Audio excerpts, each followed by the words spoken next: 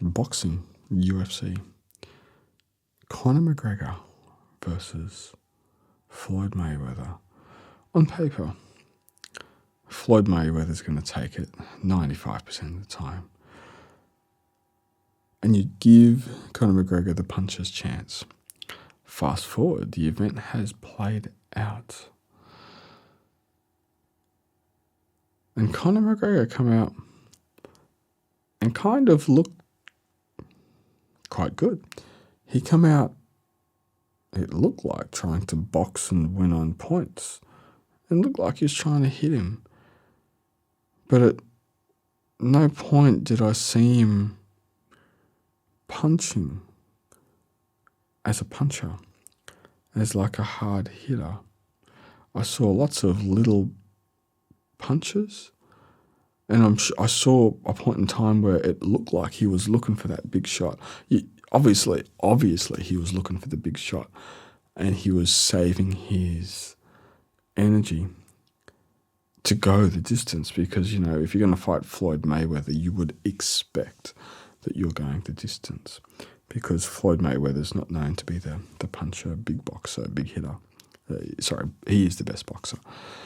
Anyway, it created a lot of interest. I wanted to go to see the fight. I went down to the local pub to watch the fight so I could see it live. And to be honest, I was quite impressed. But when I think about it now, I think maybe Floyd Mayweather kind of let him look good, I think.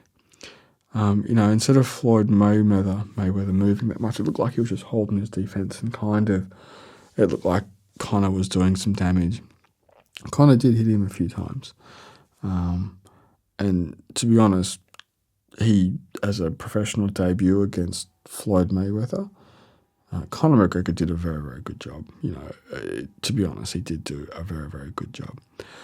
But it was never going to... The chances of it going his way was always going to be low. And the judges, someone commented, it looks like he's winning the first few rounds on points.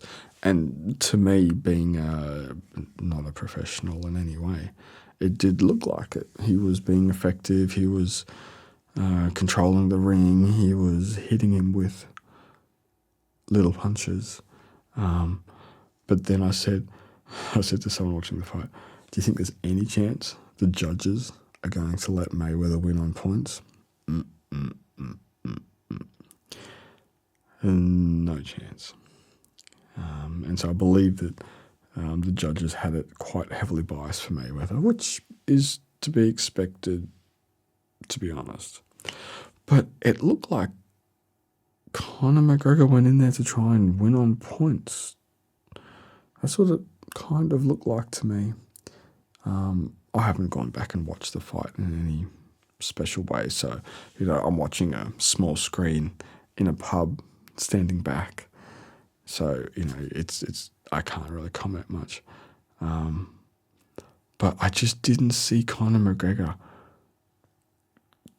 going for it, trying to finish that fight. I saw him trying to hit him, but I just didn't see him with that kind of electricity that he's kind of known for in the UFC, that poleaxing power that he has where he can just connect on the jaw and hit the guys on the jaw. Like, he's done it before. Like, he nailed Aldo and, was it Alvarez? In like the first fraction of the fight. To be honest, I think he got a bit lucky. No, it wasn't lucky. He wasn't lucky. He did time it really, really well. But I kind of think he did get a bit lucky. But you go back to the Nate Diaz fight, and he cracked Nate Diaz a lot of times. And he ran out of energy.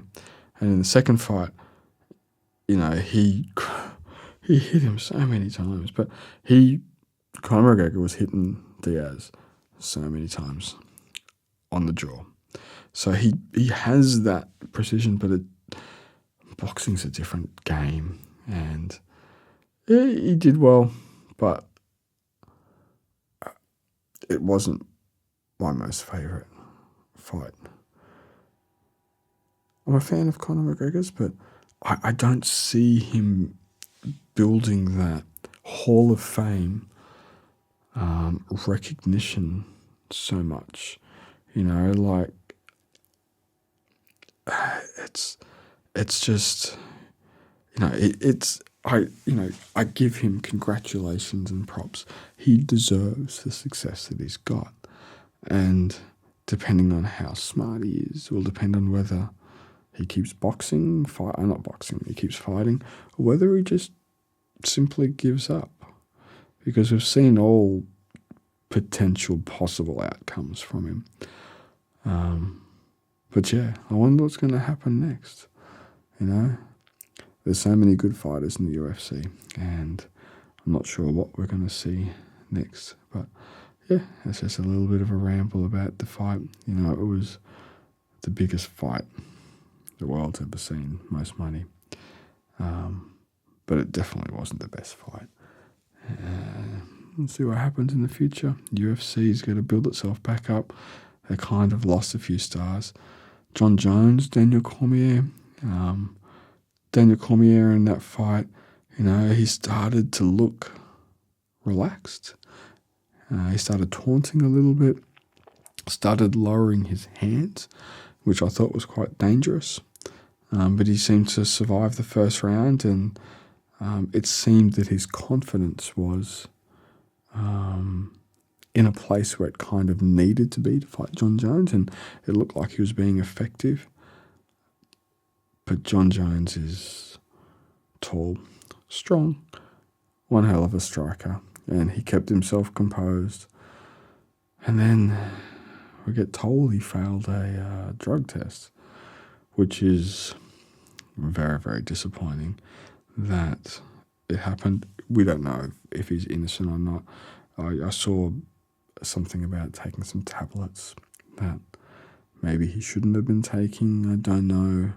In that type of high level, everything needs to be looked at. So it's disappointing. Daniel Cormier, he's the second best light heavyweight. John Jones,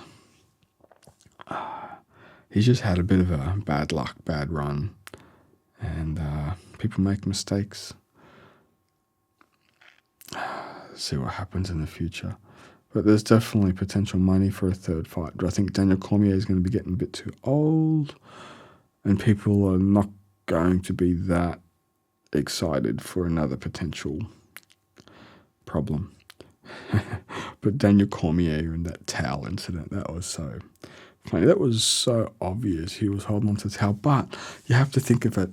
If you're holding onto a towel to try and reduce your weight on the scales would be going like this. There's no way you could hold it. It'd be so hard to hold it steady. But it looked like he was doing that for sure. Holding himself up a little bit to reduce the weight on the scale so he could make weight. But who cares? So yeah, so we'll see what happens in the UFC. There's lots of good fighters. But they don't have those big names. And Conor McGregor, what's going to happen to him? Don't know.